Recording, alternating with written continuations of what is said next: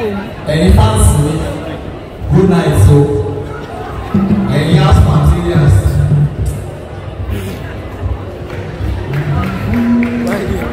Bimbo, you know what we want? Our pioneers. I feel better. I know Kofuda Mulala to me. And that's what what's up? What's that? Lagos State. Bẹ́ẹ̀ ni that according to the one I'm even surprised. She's in amazing because maybe you're not but to my surprise, I saw her come in and I'm like, I don't want to buy her before. And also, we never have a honorable.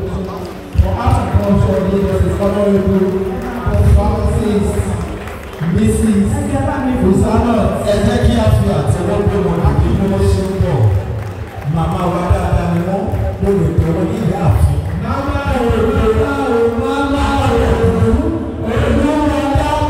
sí fún wa.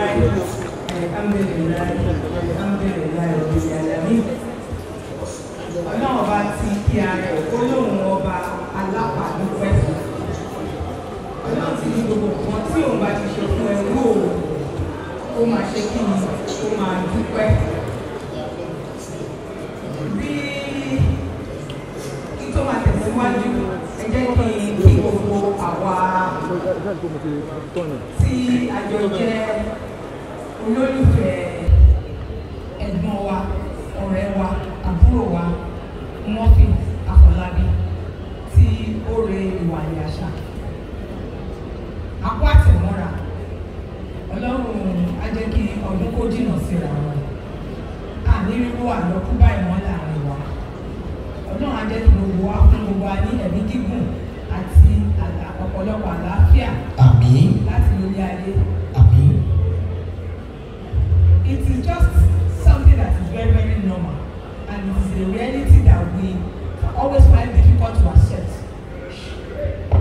And my message to each and every one of us this evening is that we still have the opportunity to do better. That is just the simple message I'm going to pass across to us.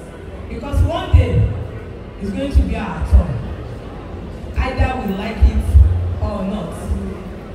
I'm sure in a week ago or more, if anybody asked Murphy Afolabi when he was celebrating his 49th birthday, he would be having something in mind against the 50th birthday.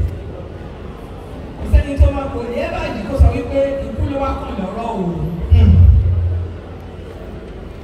Ṣùgbọ́n gbogbo wa la jọ dá agbádá ikú.